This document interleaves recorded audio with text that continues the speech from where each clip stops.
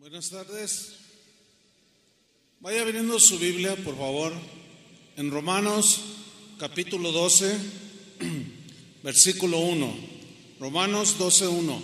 Voy a hablar en esta tarde acerca de un tema que he titulado No sigan la corriente de este mundo. No sigan la corriente de este mundo. Y vamos a leer Romanos capítulo 12, versículo 1. Usted me sigue ahí, por favor. Dice así: Así que, hermanos, os ruego por las misericordias de Dios que presentéis vuestros cuerpos en sacrificio vivo, santo, agradable a Dios. No os conforméis a este siglo, sino transformaos por medio de la renovación de vuestro entendimiento, para que comprobéis cuál sea la buena voluntad de Dios, agradable y perfecta. Todos los cristianos, ¿cuántos son cristianos aquí? Muy bien. Todos los cristianos debemos de saber y entender perfectamente que nuestro cuerpo, nuestra alma, le pertenecen a Dios. ¿Cuántos dicen amén? Los griegos tenían una filosofía que se conocía como dualismo. Era una filosofía que consistía en ideas acerca de que el alma era buena en sí misma, pero que el cuerpo, pues con todas sus pasiones que nacen en el cuerpo, pues que era malo, y que lo que se hacía con el cuerpo, pues había que lo que el cuerpo sentía había que satisfacerlo para pues, que la persona estuviera tranquila. Ellos, los griegos, en su lógica decían: no importa lo que se haga con el cuerpo, al fin y al cabo va a morir, entonces hay que satisfacer al cuerpo. Cuando Pablo lleva el evangelio a Corinto, que era una ciudad griega, y la gente en Corinto se empezó a convertir, cuando ellos comenzaron a formar parte de la iglesia, los primeros cristianos ahí en esa ciudad de Corinto tenían muy arraigada esta filosofía del dualismo. Y comenzaba a manifestarse dentro de la iglesia en Corinto. Y el apóstol Pablo les escribió una carta, dos cartas, pero en la primera, él les, por medio de la palabra de Dios, les refuta esa falsa filosofía de que puedes hacer con tu cuerpo lo que tú quieras. Y en 1 Corintios 6:9, en la versión en lenguaje sencillo, que es la versión que voy a leer yo, ahí Pablo les dice lo siguiente a los corintios. Dice 1 Corintios 6:9: no se dejen engañar, refiriéndose a esa filosofía dualista, ¿sí? No se dejen engañar, les dijo. Ustedes bien saben que los que hacen lo malo no participarán en el reino de Dios. Dice Pablo: me refiero a los que tienen relaciones sexuales prohibidas. Me refiero a los que adoran a los ídolos. Me refiero a los que son infieles en el matrimonio. Me refiero a los hombres que se comportan como mujeres. Me refiero a los homosexuales, a los ladrones, a los que siempre quieren más de lo que tienen, a los borrachos me refiero, a los que hablan mal de otros, y me refiero también a los tramposos. Ninguno de ellos participará del reino de Dios. En el versículo 11, el apóstol Pablo continúa diciéndole a los corintios, después de darle una breve lista Dice así, y algunos de ustedes eran así. O sea, algunos de ustedes vivían como ladrones, como estafadores, eran pervertidos sexuales. Algunos de ustedes eran así, pero Dios les perdonó. Les perdonó esos pecados y los limpió y los hizo parte de su pueblo. Todo esto fue posible por el poder del Señor Jesucristo y del Espíritu de nuestro Dios. Versículo 12. Algunos de ustedes dicen, una versión dice, sin embargo, algunos de ustedes siguen pensando, siguen diciendo, soy libre de hacer lo que quiera. Así decían algunos cristianos, soy libre de hacer lo que quiera. Y Pablo le responde, claro que sí, pero no todo lo que uno quiere nos conviene. Y por eso, hablando de sí mismo, no permito que nada me domine a mí. Yo tengo control sobre mi cuerpo. Y enseguida les dice la razón del por qué. Versículo 13. También dicen, la comida es para el estómago. Pues sí, lógicamente, ¿no? Pero ellos se referían a comer y comer con la gula, pues. Sin medida alguna. La carne pide, pues hay que darle. La comida es para el estómago, dicen algunos, y el estómago es para la comida. Claro que sí, pero Dios va a destruir las dos cosas, el cuerpo y la comida. O sea, el cuerpo tiene que morir. Entonces, ¿para qué es el cuerpo? Dice Pablo, en cambio, el cuerpo no es para que lo usemos en relaciones sexuales prohibidas. No, dice. Al contrario, debemos usarlo para servir al Señor, pues nuestro cuerpo es de Él. ¿De quién es tu cuerpo? ¿A quién le pertenece todo tu ser? Díganlo fuerte. Muy bien. Los corintios, como estaban sumergidos en esa teoría del dualismo, seguían practicando ese tipo de cosas. Y Pablo dice, no se equivoquen, no se equivoquen. No. Nadie que haga eso va a participar del reino de Dios. En el versículo 15 dice así, ustedes saben que cada uno de ustedes forma parte de la iglesia. Ahora ya sabían ellos, así como nosotros que formamos parte de la iglesia, que es el cuerpo de Cristo. Y dice Pablo, no está bien, no es correcto que una parte de ese cuerpo o algún cristiano, alguna cristiana,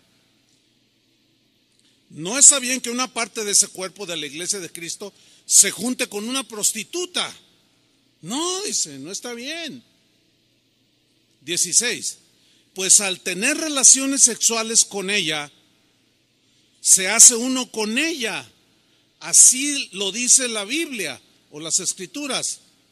Los dos serán una sola persona, una sola carne. El asunto con las relaciones sexuales que están permitidas por Dios es dentro del marco del matrimonio. Fuera del matrimonio, cualquier relación sexual de cualquier tipo está rechazada por Dios. Es inadmisible delante de Dios. ¿Por qué? Fíjense lo que dice en el versículo 17.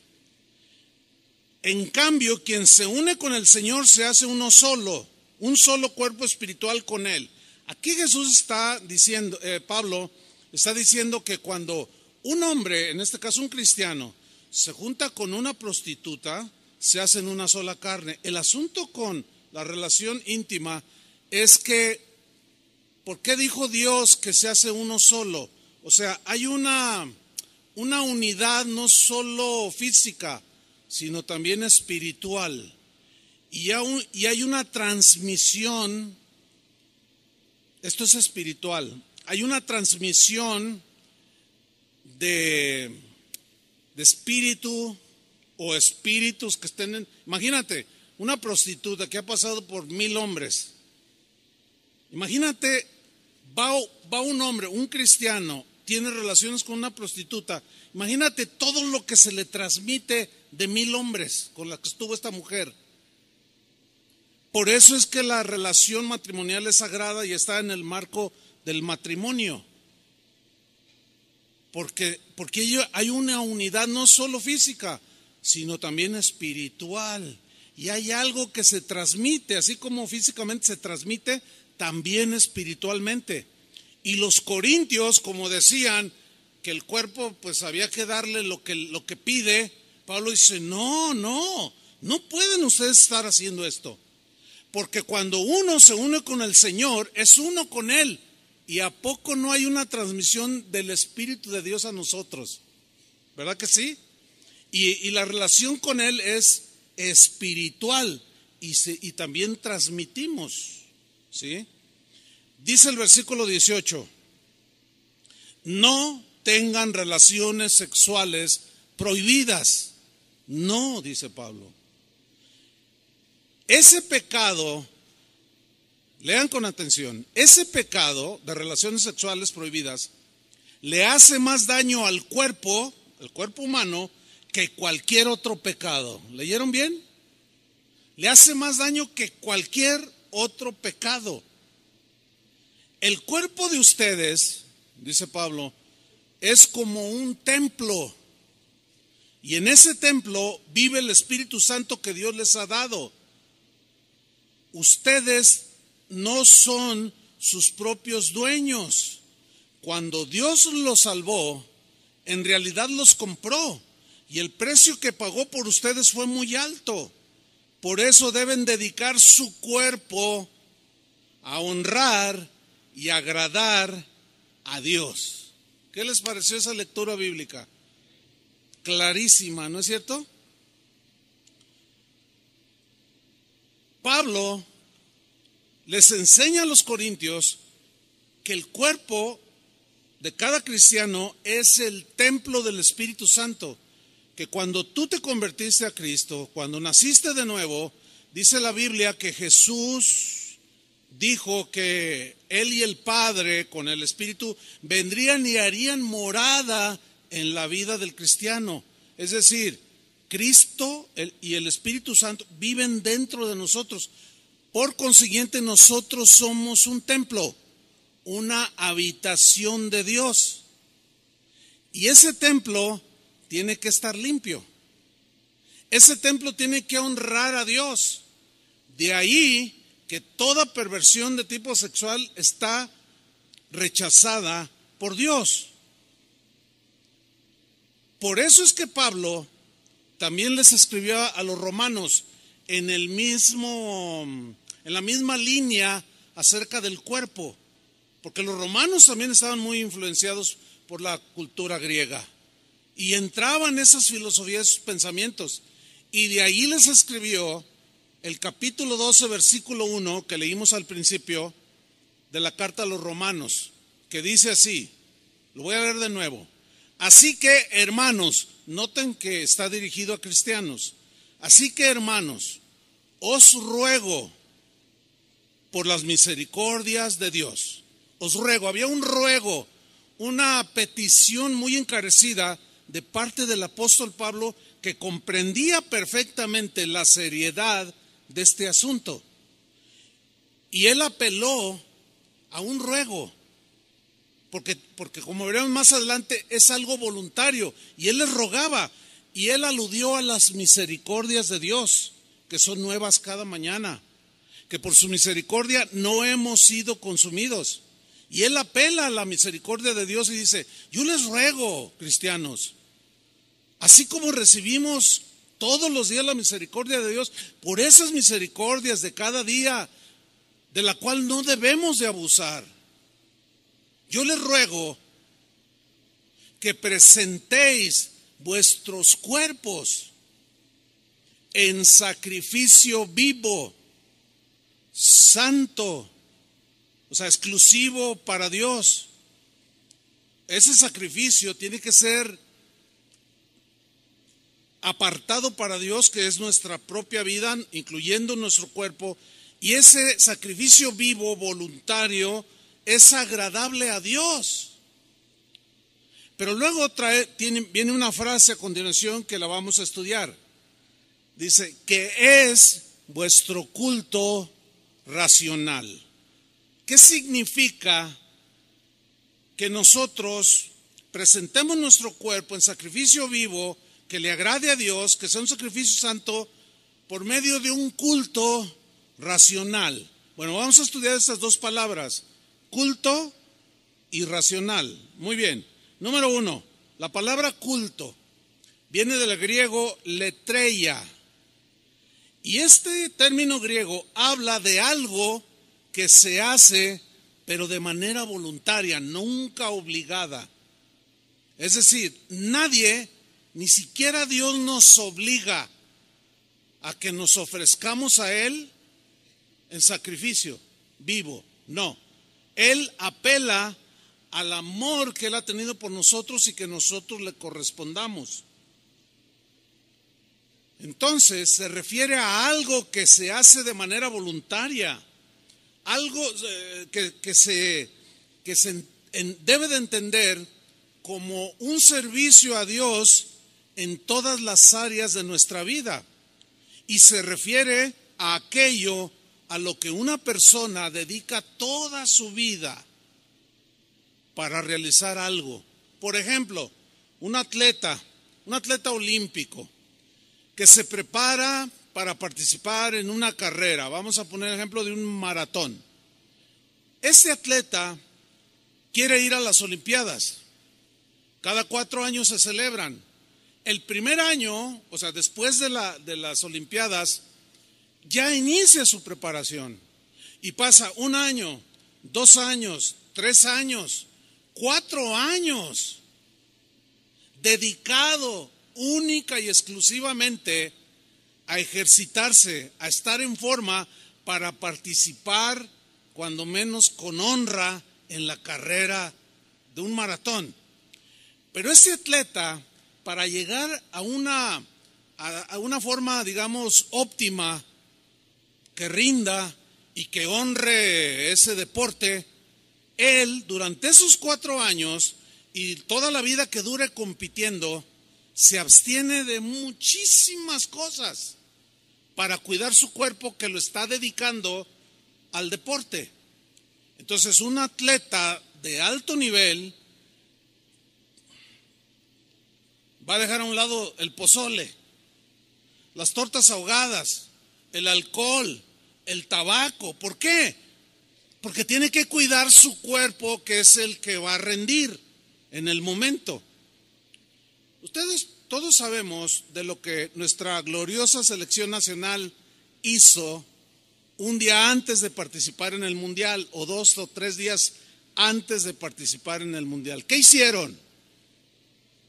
Se fueron de borrachera, se fueron con mujerzuelas.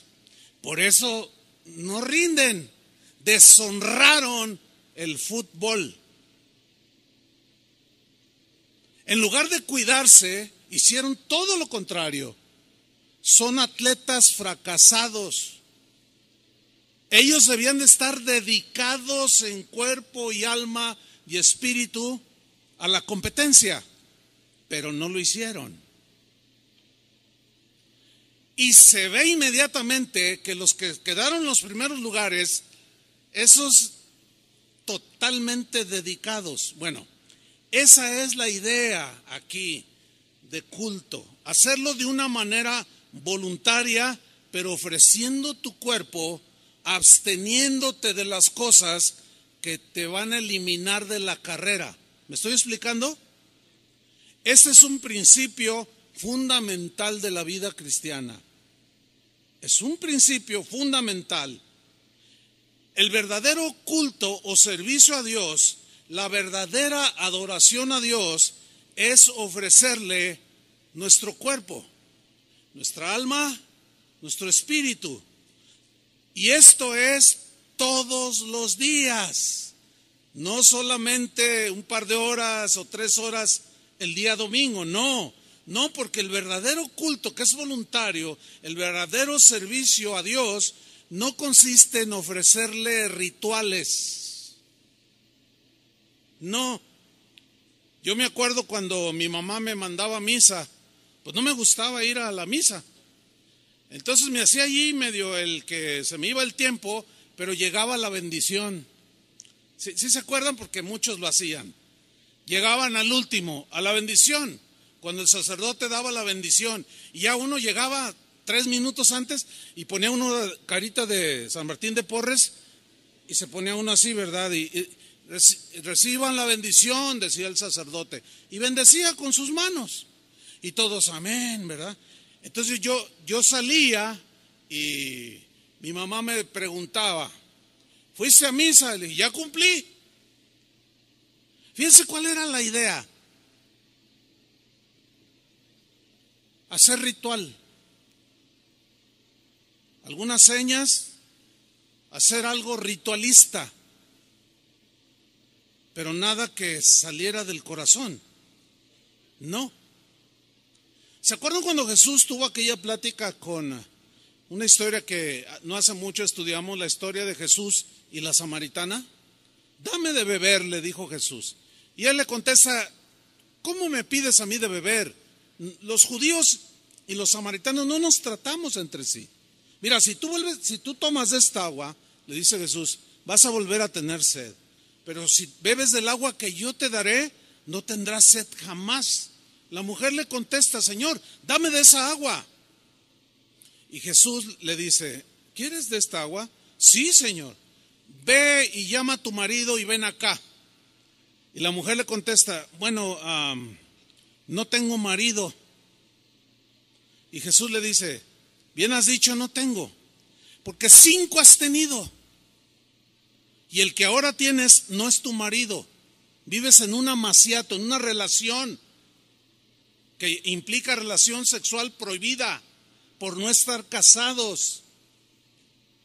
Entonces la mujer se sorprende de que Jesús sabía su vida.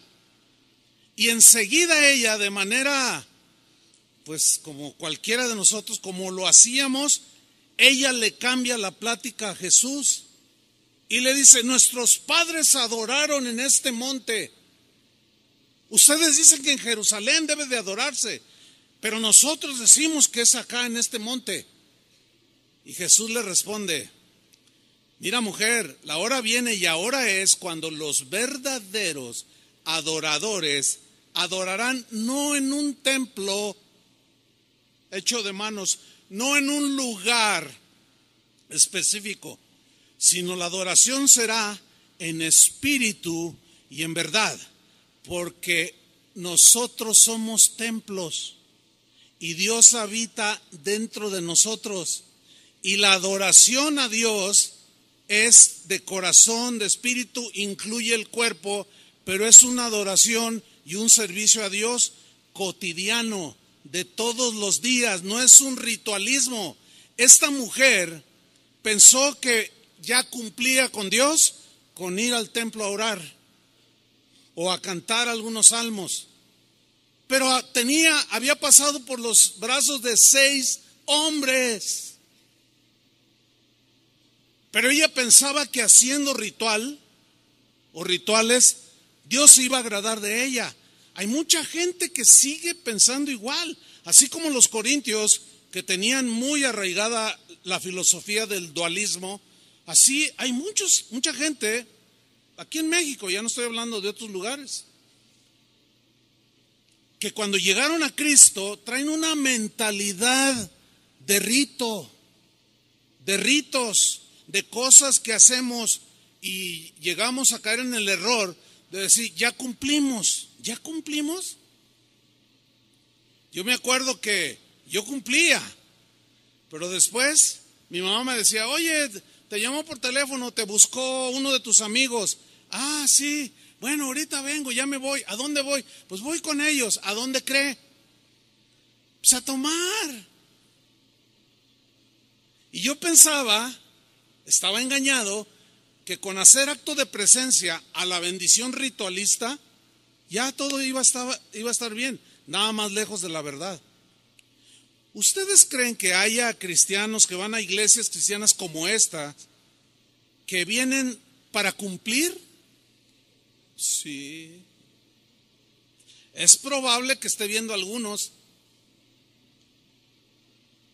porque sus vidas no son lo que Dios espera que sean.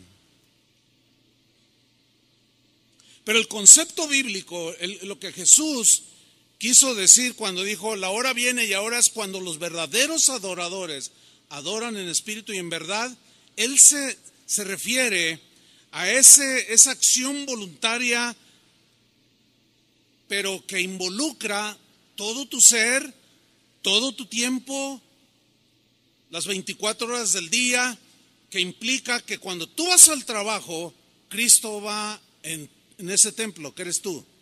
Cuando vas a la escuela, Cristo va en ese templo. Cuando vas al centro comercial, cuando vayas a donde vayas, tú eres un templo y Cristo está dentro de ti. Y tú ofreces tu pensamiento, tú ofreces tu cuerpo en sacrificio vivo, absteniéndote de las cosas que ensucian la casa de Dios. ¿Están entendiendo? Pablo dijo en 1 Corintios 10:31, si pues coméis o bebéis o hacéis otra cosa, hacedlo todo para la gloria de Dios. A ver, cuando venimos aquí, pues nos portamos bien. El asunto es que el término, la palabra culto, habla de servicio continuo. La pregunta entonces sería, cuando salimos de aquí, ¿qué hacemos? Mañana lunes, pues a trabajar o a la escuela. Pero cuando vamos al trabajo o a la escuela y ya estamos ahí en la escuela o en el trabajo o donde sea, ¿qué hacemos? ¿Cómo pensamos? ¿Cómo reaccionamos? Vuelvo a tomar Romanos 12, versículo 1. Así que, hermanos, os ruego por las misericordias de Dios, que presentéis vuestros cuerpos en sacrificio vivo, voluntario, santo, exclusivo para el Señor.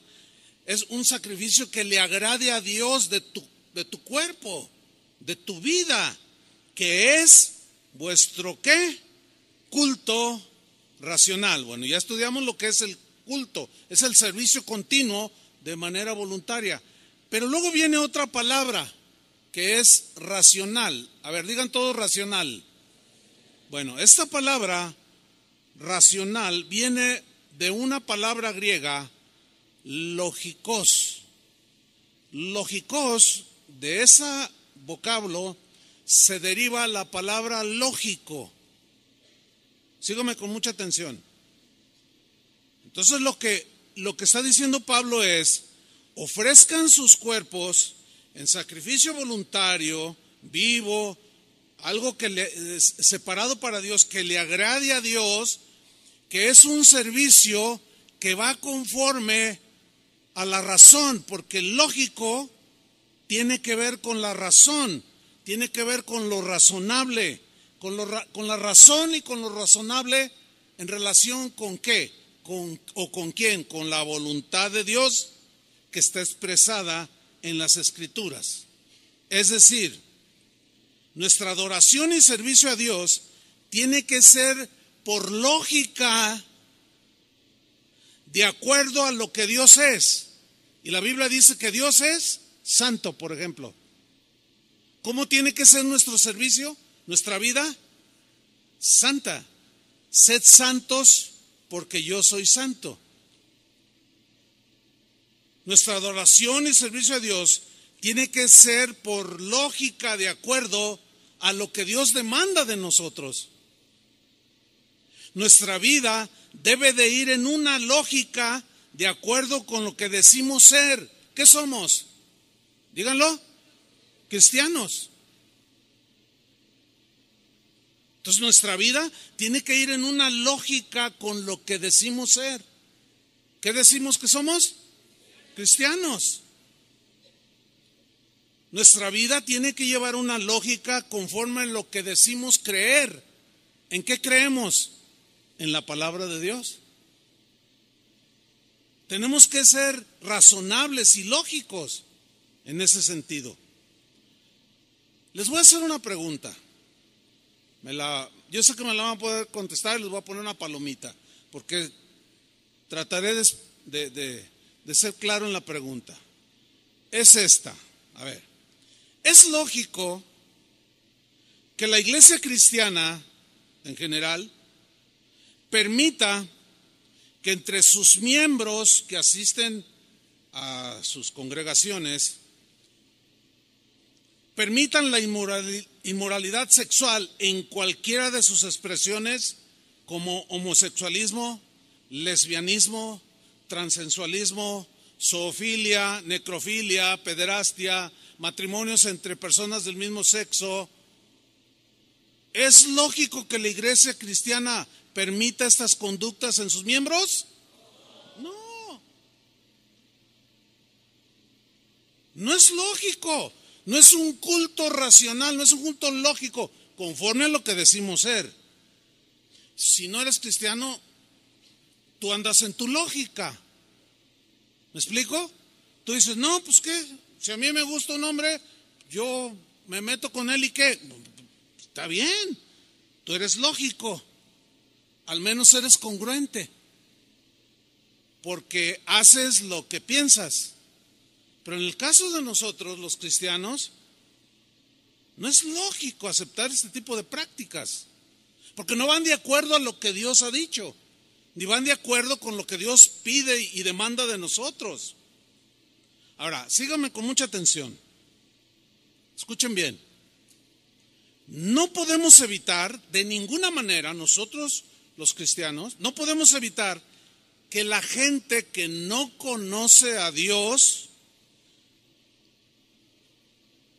acepte y promueva este tipo de desviaciones. No podemos evitarlo. Porque si no conocen a Dios, es imposible hacerlos que cambien sus conductas.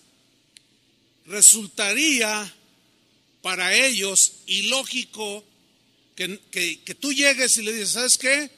Pues tener una mujer fuera de tu matrimonio, aparte de tu esposa, es algo que no le agrada a Dios. ¿Cuándo han visto que dicen, ay, de veras, ay, no, pues ya la voy a dejar? Porque eso es ilógico para ellos. Dicen, no, pero a mí me gusta, yo tengo con qué mantenerla. No, pero no le agrada a Dios, y a mí qué me importa, dicen. Yo vivo mi vida y nadie me va a decir lo que yo quiera hacer. Filosofía dualista, porque hacen de su cuerpo lo que quieren. Pero para nosotros es imposible hacerlos que cambien de conducta. Por más pancartas que les pongamos enfrente, rechazando el aborto, seguirán abortando. Por más pancartas o manifestaciones que hagamos diciendo que no estamos de acuerdo con el matrimonio entre un hombre con un hombre, una mujer con una mujer, por más que protestemos, brinquemos, gritemos, la gente seguirá viviendo conforme a su lógica. ¿Sí o no? La única manera en que una persona puede cambiar su vida desastrosa, desviada, depravada, a una vida que agrada a Dios es cuando escucha el Evangelio, se arrepiente de sus pecados son lavados, borrados, nace de nuevo y entonces es una nueva criatura. Ahí ya el Señor empieza a santificarlo, a limpiarlo de toda la basura que traía cuando llegó a los pies de Cristo. Esa es la única manera. Por consiguiente, ¿cuál es la solución para que la gente que no conozca a Dios cambie de conducta? ¿Alguien me puede decir? Predicarle el Evangelio. no andando en protestas ni gritando cosas. No, predicándoles el evangelio.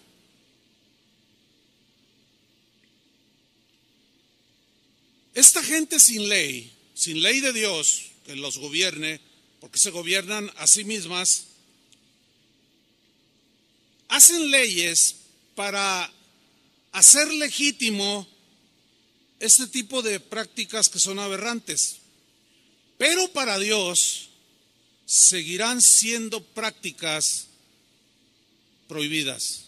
Para Dios seguirán siendo prácticas ilegítimas. Y alguien podrá decir, sí, pero yo no creo en Dios, yo soy ateo. Bueno, el hecho de que una persona sea atea no significa que Dios no existe.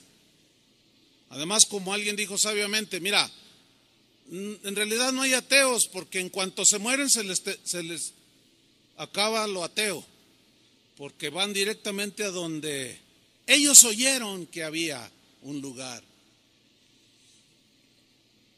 Esta gente sin ley promueve hacer legítimas prácticas que Dios rechaza. Por consiguiente, sus vidas no glorifican a Dios. Pueden tener rituales, pueden amarrarse una penca de nopales en la espalda e irse de rodillas a no sé dónde. Pueden rezar 20,000 Padres Nuestros, pero seguir siendo y siguen siendo rechazados por Dios. ¿Por qué? Porque eso no agrada a Dios. Así de sencillo. Hace unos años recibí una carta. Escuche con atención esto. En esa carta estaba firmada por un pastor en Estados Unidos. Y la carta decía, estamos los pastores aquí en esta parte de Estados Unidos y creo que el mundo entero debería estar muy contento de que haya salido a la luz toda esa corrupción de inmoralidad que los sacerdotes en la Iglesia Católica han cometido a través de los años. Tantas violaciones de niños inocentes. ¿Saben de lo que estoy hablando, no? No es para nadie escondido esto. Esto ha sido un escándalo que la Iglesia Católica ha tenido. De que guías de ellos, sacerdotes católicos, hayan abusado de tantos niños inocentes. Eso es algo aberrante delante de Dios, ¿sí o no? ¿Cuánto niño inocente, cuánto niño traumado hoy ya, gente adulta, muy afectada por esos abusos sexuales? Eso se llama pederastia, relaciones sexuales con niños, de mayores con niños. Bueno, en países como Alemania, como Suecia, como Holanda, Canadá, están promoviendo una ley donde se apruebe la pederastia. O sea, los depravados están legitimizando sus prácticas aberrantes por medio de leyes que ellos mismos formulan y escriben. Entonces yo le contesté a este pastor, pues sí, es bueno que salga a la luz para que de alguna manera se pueda detener eso. Y luego yo le escribí cuando le contesté y le dije, oye pastor, pero también dentro de la iglesia cristiana hay muchas cosas que están sucediendo. Hay casos de pastores que han tocado a niños. Por eso fíjense bien a qué iglesia van. ¿Y dónde dejan sus niños? Nosotros tenemos mucho cuidado de los maestros que trabajan con los niños. También en las iglesias cristianas se dan este tipo de cosas. ¿Por qué? Porque se meten los corintios. ¿Entendió, verdad? Con sus filosofías, con sus cosas depravadas. Y se dan un montón de aberraciones. En la carta decía, ojalá y se haga una película de estas aberraciones. Entonces yo le puse, pastor, pues también había que hacer una película de lo que pasa en muchas iglesias cristianas el día de hoy. ¿Cuánto cuesta una película? Cuesta mucho dinero hacerla. Y yo tenía unos ahorros ahí, yo le dije, mira, yo pongo $5,000, le puse ahí en la carta, para hacer una película de lo que pasa dentro de las iglesias. que muchos ya están congeniando con todas esas prácticas y las legitimizan con la misma palabra de Dios. Eso es lo más aberrante. Todavía es peor que aquello, lo que sucede aquí adentro de las iglesias cristianas. ¿Por qué? Porque nosotros decimos que somos cristianos de la Biblia, que conocemos la Biblia. Por eso Pablo instruyó a los cristianos en Corinto, pero también a los romanos, que es el texto que estamos estudiando. Romanos 12:2. Continúa el apóstol Pablo y dice: no os conforméis a este siglo. ¿Qué significa esa frase?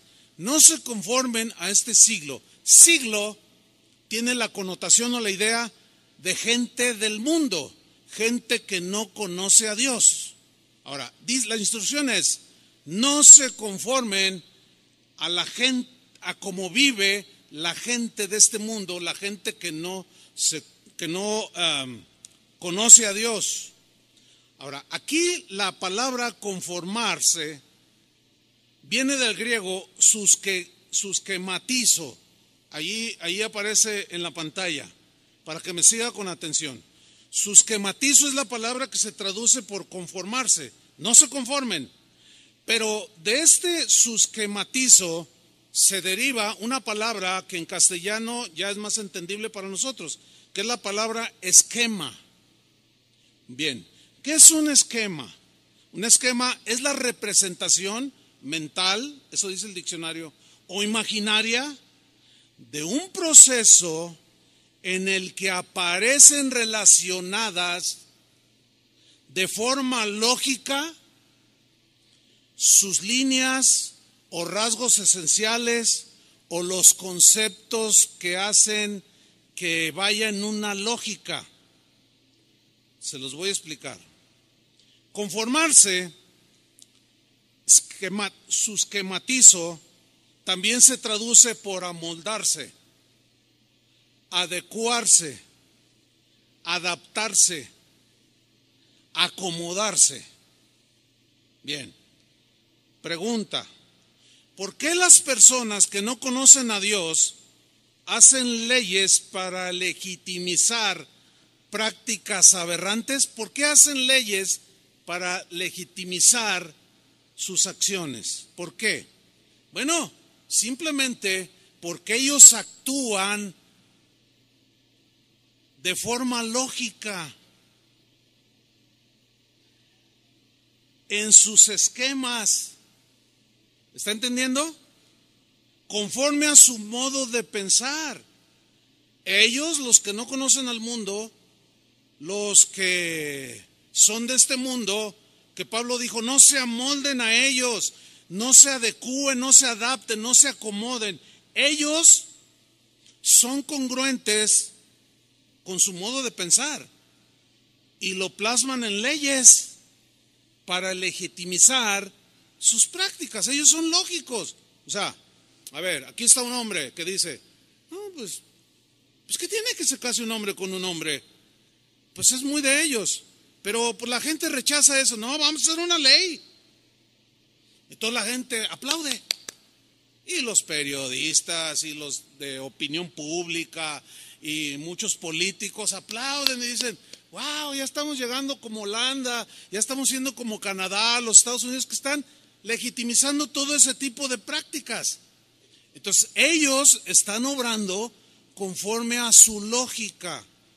¿Me estoy explicando? Son congruentes con su modo de pensar. Pero la amonestación para nosotros es contraria a lo que la gente del mundo vive. El esquema para nosotros es diferente. Romanos 12:2. No os conforméis a este siglo. Es decir, no se amolden, no se adecúen, no se adapten, no se acomoden a la forma de pensar de la gente que no conoce a Dios. Sean lógicos conforme a sus esquemas cristianos. Sean lógicos. tres versiones del versículo Romanos 12:2, se los voy a leer. En la versión Palabra de Dios para Todos dice Romanos 12:2, y no vivan ya como vive todo el mundo. Versión en lenguaje sencillo, no vivan según el modelo de este mundo o el ejemplo de este mundo. Versión en lenguaje actual, no sigan la corriente del mundo en que vivimos. ¿Por qué? Porque los esquemas de este mundo son contrarios a los esquemas de pensamiento cristiano. Se oponen, riñen entre sí, se contraponen, y ahí es donde se genera el conflicto. ¿Sí? Los esquemas del mundo o de la gente que no conoce a Dios, fíjate, sus esquemas son cambiantes, son volubles, son inconstantes, son frívolos, cambian a cada rato. Sus acciones son según los pensamientos que gobiernan las mentes de las personas en su actualidad. Por ejemplo, lo que hoy piensan los jóvenes respecto a la vida, la sexualidad, la libertad, es muy distinta a los jóvenes de hace 50 años. Entonces, como ellos dicen que el hombre va evolucionando, hay que ir cambiando los esquemas de manera constante. Los jóvenes de hace 50 años pensaban muy diferente a los jóvenes de hoy respecto a la sexualidad, por ejemplo. Muy distinto. Pero como la maldad en el corazón del hombre se está multiplicando, lo que estaba muy adentro está saliendo sin vergüenza, sin atajo alguno, sin límite alguno, pues la gente se acomoda a lo que está oyendo cada rato. No, pues sí tiene razón. Sí, de verdad, pues sí que tiene. ¿Qué importa? Cada quien hace de su vida lo que quiere. Y ahí tenemos a una joven, hija de una madre, que cuando esta madre era joven, jamás por aquí le pasó la idea de un aborto. Pero su hija dice cosas como, yo soy dueña de mi cuerpo y puedo hacer lo que yo quiera con mi cuerpo, dice ella. Bueno, ella está obrando conforme a su lógica. Pero lo que pensaba su mamá hace 50 años con lo que piensa su hija hoy es muy distinto. Por eso es que los esquemas del mundo cambian cada rato, ¿sí? Son frívolos, volubles, cambian. Pablo está diciendo a los cristianos, pero ustedes no se amolden, no se adecúen, no se adapten, no se acomoden a los esquemas cambiantes de este mundo. No traten de estar siempre a tono con todos los pensamientos y las conductas de la gente que no conoce a Dios y que vive en este mundo. Es como si Pablo dijera, no sean como los camaleones. ¿Sí conocen ese animalito? Que tiene unas habilidades extraordinarias.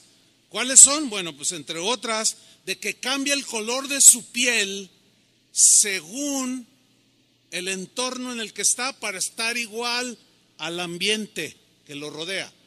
Si está en un árbol que está en ese momento de color verde intenso, él se pone verde. Si está color marrón, así de otoño, pues el camaleón se pone de ese mismo color.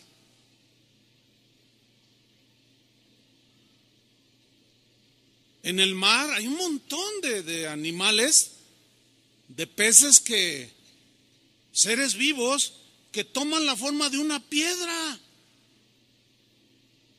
O sea, se hacen al entorno. ¿Me estoy explicando? Claro, ellos lo hacen para evitar los depredadores. Y ven y dicen, no, ahí está una piedra, pero no, es un pez que se transforma de acuerdo a lo que está a su alrededor. Y para nosotros, Pablo nos dice, no sean como los camaleones. O sea, hoy piensan de una manera la gente de este mundo y tú te haces un camaleón y piensas igual que ellos. Y al rato en 10 años cambia el esquema de pensamiento y te vuelves luego verde y luego azul y luego rojo. No, dice, para nosotros no es eso. Nosotros tenemos que ser constantes, firmes en los esquemas de Dios. La Constitución Política de los Estados Unidos Mexicanos, que se conoce como la Carta Magna, o sea, la carta más importante escrita.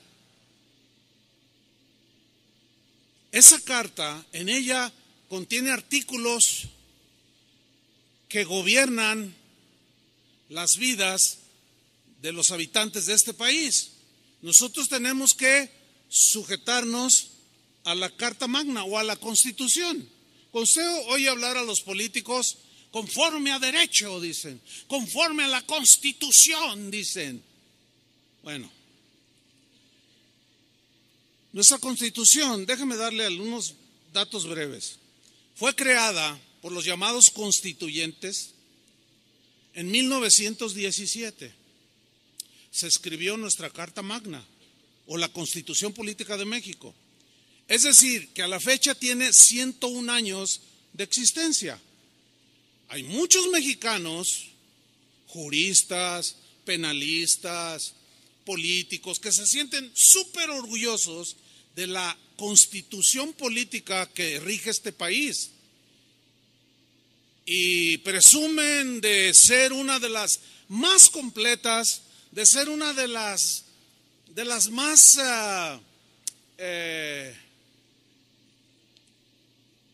plenas en cuanto a las leyes que de allí emanan para gobernar a los mexicanos. Y ellos se sienten muy orgullosos. Inclusive se menciona de continuo que muchos países han tomado nuestra Carta Magna, nuestra Constitución, como ejemplo para ellos desarrollar su propia Constitución, inspirados en la nuestra. Bueno, déjenme decirles algo. Les voy a leer un breve artículo que tomé del diario Milenio respecto a la Carta Magna. Estamos hablando de que los esquemas del mundo son cambiantes. O sea, la gente cambia, que hay que cambiar. Vamos a ver qué dice este artículo tomado del diario Milenio. Dice así: la Constitución vigente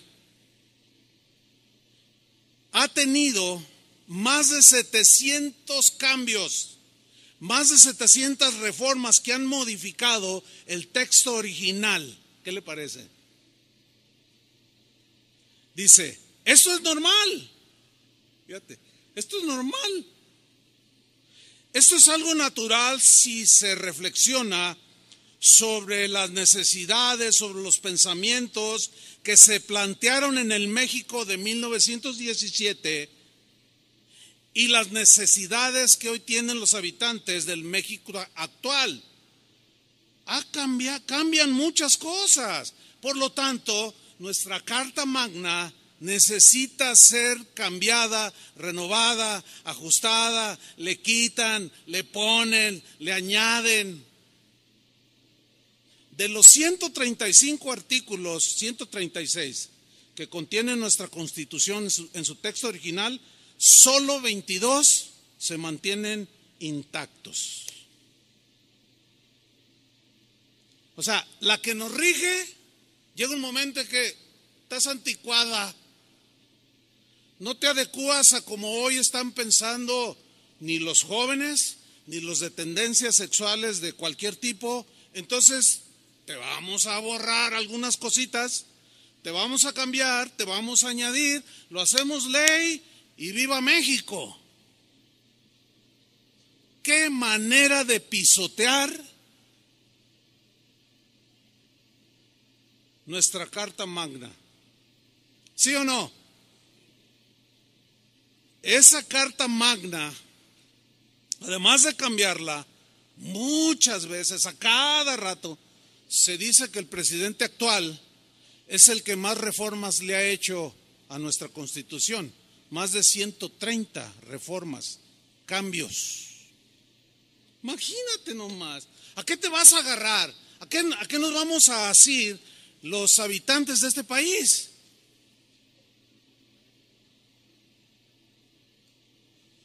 Bueno, es que la gente de este mundo está actuando conforme a su lógica. Por eso cambian las leyes, para hacerlas legítimas. Ellos son congruentes con su modo de pensar y de vivir. Y si es rojo el mundo, ellos se hacen rojos. Si es verde, como el camaleón, se hacen verdes. Si se hace azul, se hacen azul. Se acomodan, pues. Pero en el caso de nosotros, para nosotros los cristianos, ¿cuántos siguen siendo cristianos? Para nosotros la palabra de Dios nunca cambia. La palabra de Dios nunca cambiará su modo de pensar, nunca cambiará su significado. Su esquema es un esquema perfecto, incambiable. La Biblia es nuestra carta magna, que no cambia, que no se adapta a nuestros pensamientos. No, Jesucristo es el mismo de ayer, de hoy, por los siglos. Jesucristo mismo dijo, el cielo y la tierra pasarán, envejecerán, pero mi palabra siempre estará vigente, nunca cambiará. Los que tienen que cambiar son ustedes, nosotros.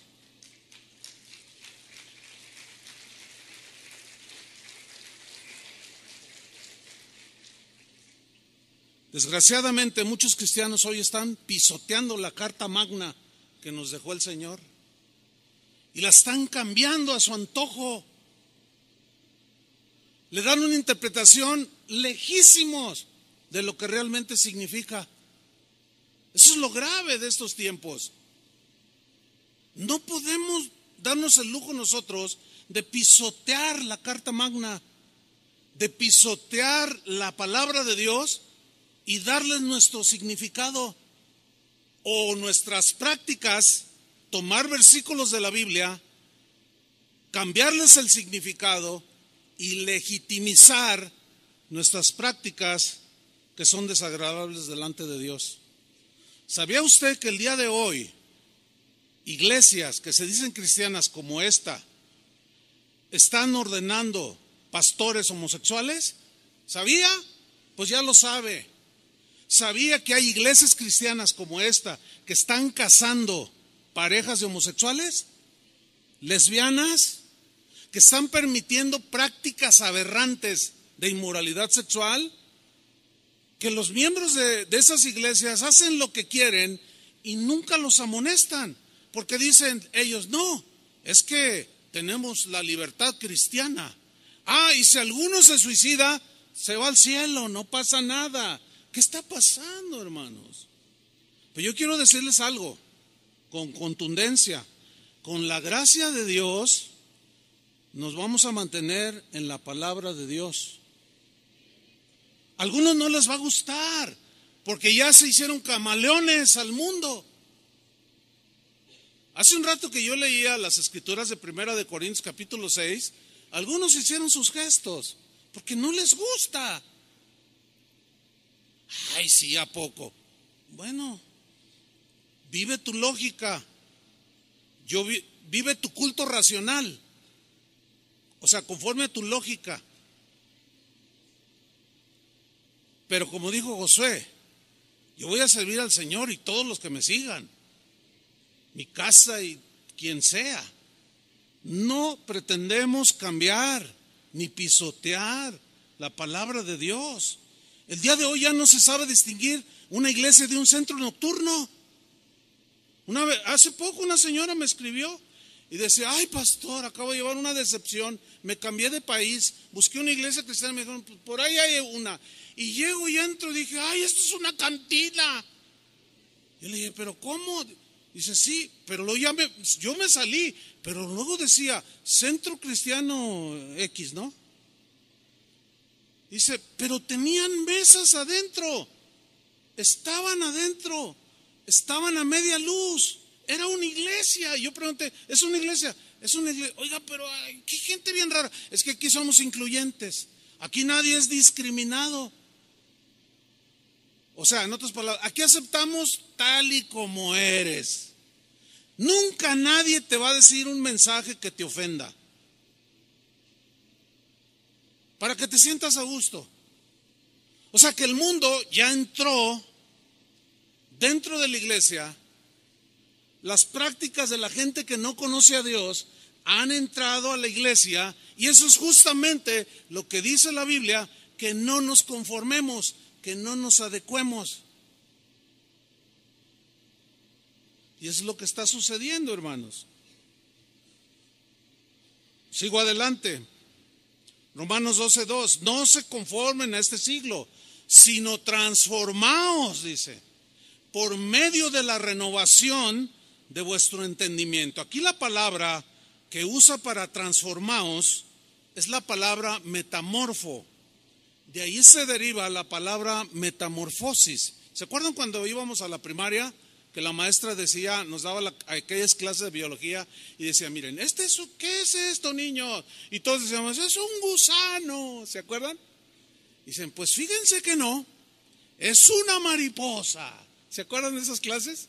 Y nosotros, no, es un gusano, está bien feo.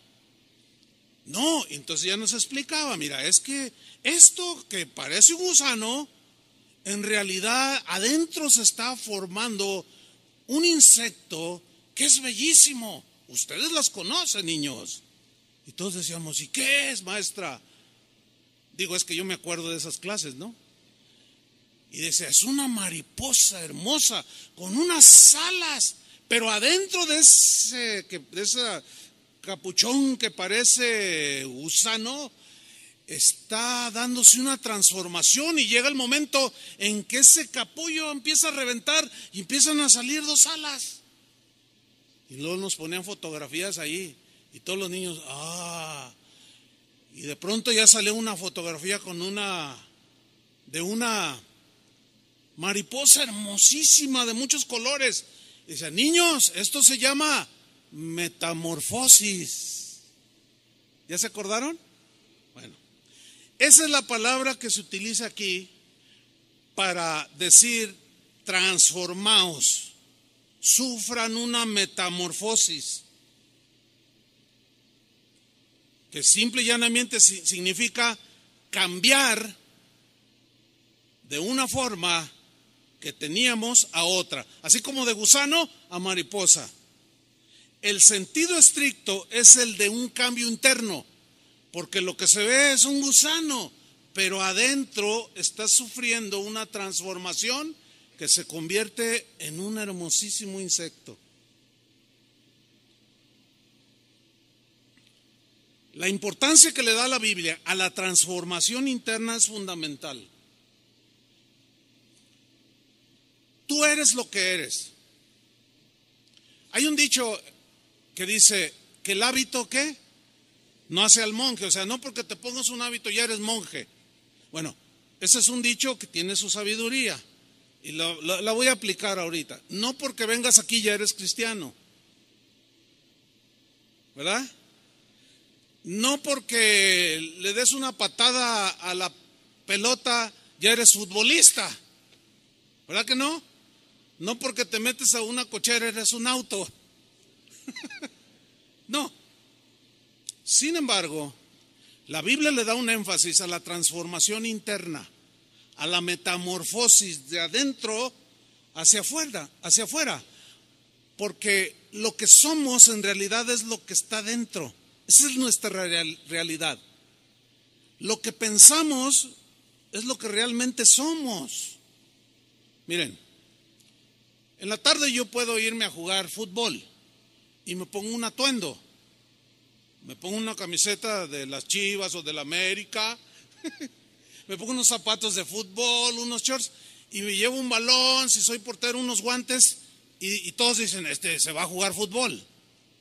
Bueno, termino de jugar fútbol y en la noche tengo una boda y me pongo un traje de acuerdo a la ocasión. Bueno, yo sufrí una transformación en unas 3 horas de un atuendo de futbolista a un atuendo formal para una celebración de una boda. Pero yo sigo siendo la misma persona.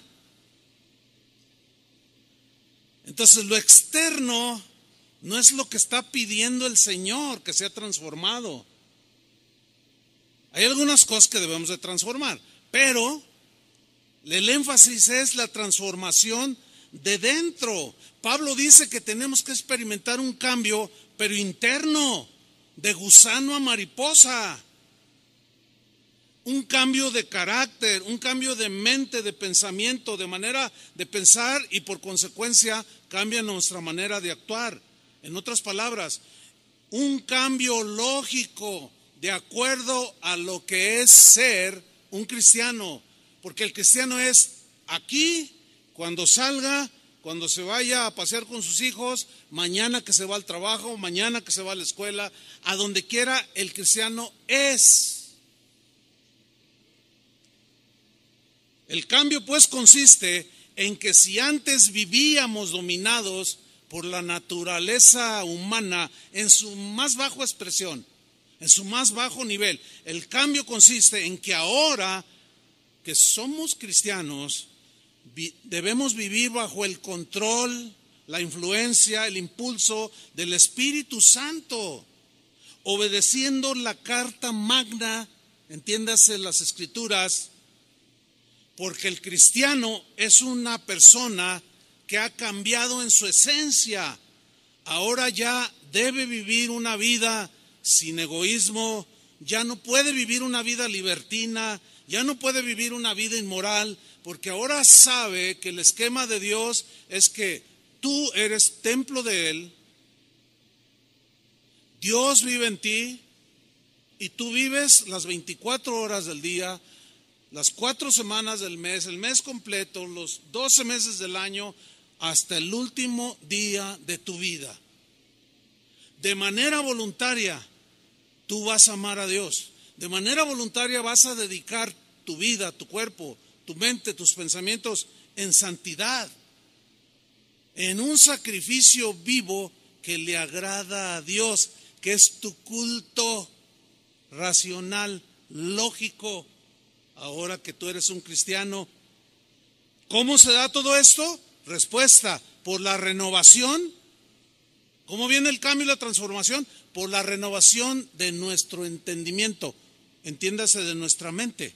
Porque la palabra renovación viene de una palabra griega, anakainosis, que habla de un ajuste que vamos sufriendo, de una transformación en nuestra visión moral, espiritual, que va conforme a las reglas del legislador que escribió la Carta Magna, que sí nos rige a nosotros. Es un ajuste de nuestros pensamientos a los pensamientos de Él. Mira lo que dice Isaías 55, versículo 8. Isaías 55, 8 dice: porque mis pensamientos, ¿qué? No son vuestros pensamientos. Imposible, porque nosotros venimos de la naturaleza caída, venimos llenos de filosofías como el dualismo, como el libertinaje, como el anarquismo. Dice, no, mis pensamientos no son vuestros pensamientos, ni vuestros caminos mis caminos, dijo Jehová. Como son más altos los cielos que la tierra, así son mis caminos más altos que vuestros caminos, y mis pensamientos son más altos que vuestros pensamientos. En síntesis, nosotros vamos de gusanos que se arrastran a un ser que vuela a las alturas con Dios. En síntesis, nosotros somos los que nos vamos a adecuar a los pensamientos de Dios. Nosotros somos los que tenemos que elevarnos al pensamiento de Dios. Porque Dios jamás va a cambiar su esquema como la gente anárquica, voluble, como los que cambian la Constitución de México. No, los pensamientos de Dios son de esta altura y nosotros tenemos que elevarlos. Y para poder subir, tenemos que volar. Tenemos que sufrir una transformación. Para aletear y volar y alcanzar los pensamientos de Dios. Eso es, mis queridos hermanos, lo que la Biblia enseña como la manera de ser transformados. Porque cuando Cristo entra en la vida de una persona, esta persona se convierte en una nueva creación. Ahora hay un hombre nuevo. ¿Cuántos hombres nuevos hay aquí? Ahora hay mujeres nuevas que son mujeres de Dios. Y esto es cuando comenzamos a tener una mentalidad diferente. Por eso es que ahora como cristianos, cuando escuchamos esas cosas, que la ideología de género, que les van a decir a los niños en la escuela, que ¿tú qué quieres ser, niño o niña? Le preguntan al niño, ¿tú qué quieres ser? Bueno, pues yo soy un niño, pero si quieres puedes ser niña. Ah, pues entonces soy niña. Entonces cuando tú oyes eso, se te paran los cabellos así. Y dices, ¿qué es eso? ¿Por qué? Porque tu mente ya se elevó al pensamiento de Dios, que nunca va a cambiar, y para Dios seguirá siendo una aberración, perversión, desviación. Y jamás debemos acomodarnos a la mente del mundo. El problema con esto es que nos va a generar agresiones. Escuchen bien lo que voy a decir. Nosotros nunca debemos agredir este tipo de personas. Hay muchas agresiones de unos y de otros, pero nosotros no debemos hacer eso. Así no es la guerra. Ellos, como simples seres humanos, merecen respeto, ¿sí o no? Nada más porque son seres humanos. Que no estamos de acuerdo con sus conductas, eso es distinto.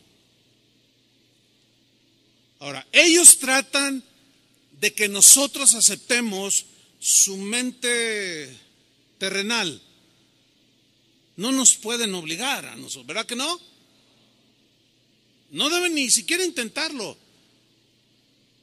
porque sería faltarnos al respeto. Pues de la misma manera, nosotros no podemos salir con pancartas, ni agarrar un micrófono, una entrevista en la televisión y decir un montón de cosas atacándolos a ellos. Y luego en la calle, mira, ahí van dos, y aventarles globos con agua, o aventarles algo, un jitomate. No. Déjalos que vivan en su lógica.